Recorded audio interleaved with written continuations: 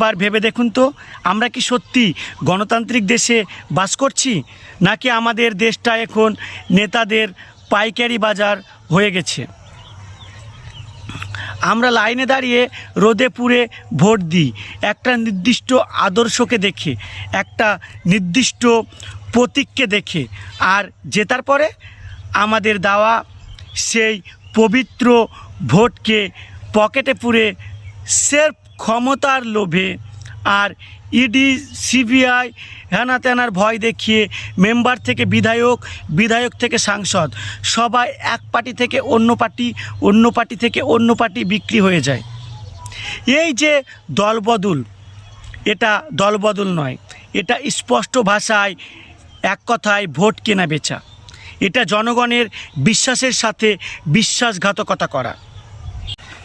যে নেতারা ভোটের আগে এসে পায়ে ধরে কাঁদত, জেতার পর তারা কোটি কোটি টাকার বিনিময় নিজেদের নীতি, আদর্শ, নৈতিকতা সমস্ত কিছু অন্য দলের কাছে বন্ধক রেখে দেয়।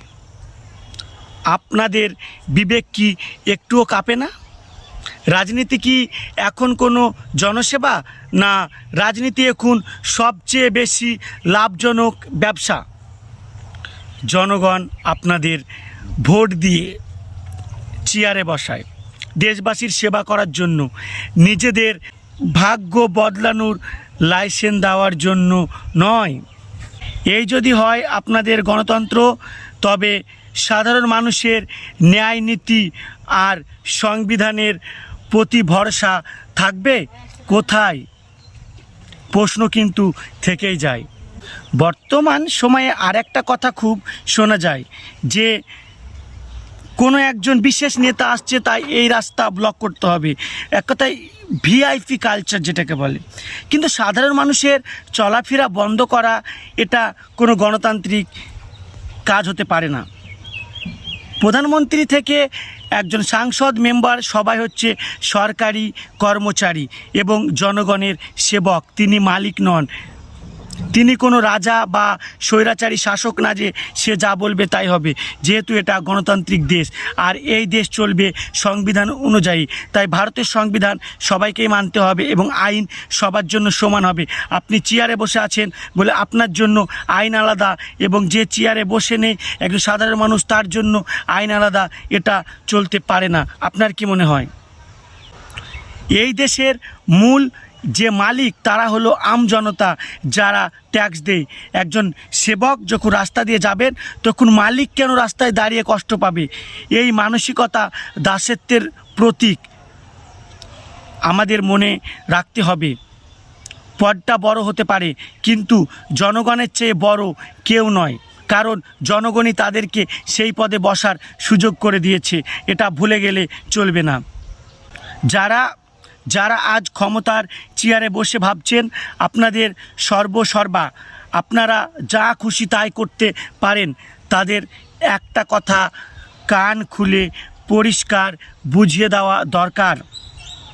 এই চেয়ারটা আপনাদের বাপের সম্পত্তি নয়। অহংকার আর ক্ষমতার দম্ভে অন্ধ হয়ে যাবেন না। ইতিহাস সাক্ষী আছে, ব্রিটিশদের মতো অত বড় শক্তি যখন এদেশের মানুষকে কৃতদাস মনে করেছিল, এদেশের মানুষ তাদের উৎখাত করেছিল। জনগণ শান্ত থাকতে জানে, কিন্তু যেদিন জনগণ জেগে উঠবে, তার অধিকারের কথাগুলি বুঝবে, সেদিন আপনাদেরকে প্রশ্ন করবে আর আপনারা সেই প্রশ্নের সম্মুখীন হতে পারবেন না। তখন আপনাদের ক্ষমতা তাসের ঘরের মতো ভেঙে গুড়িয়ে যাবে।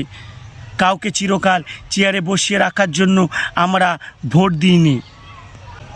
আসুন দলদাসের পরিচয় বাদ দিয়ে সচেতন নাগরিক হই। নেতাদের চামচাগিরি বন্ধ করে তাদেরকে বুক ফুলিয়ে প্রশ্ন করতে শিখি। কারণ মনে রাখবেন, যদি তুমি অন্যায় দেখে চুপ থাকো এবং চুপচাপ কিছু না বলো, তাহলে তুমিও সেই অন্যায়ের সমান অংশীদারি। আমাদের জাগতে হবে এবং জাগতে হবে ভারতের সকল 145 কোটি ভারতবাসীকে, এবং নিজেদেরকে বুঝতে হবে এবং নিজের অধিকার সম্পর্কে সচেতন হতে হবে, এবং আমাদের বেশি বেশি করে সংবিধান পড়তে হবে এবং জানতে হবে, এবং নেতাদেরকে প্রশ্ন করতে হবে এবং আমাদের অধিকারগুলি বুঝে নিতে হবে। ভালো থাকবেন, সুস্থ থাকবেন। জয় হিন্দ।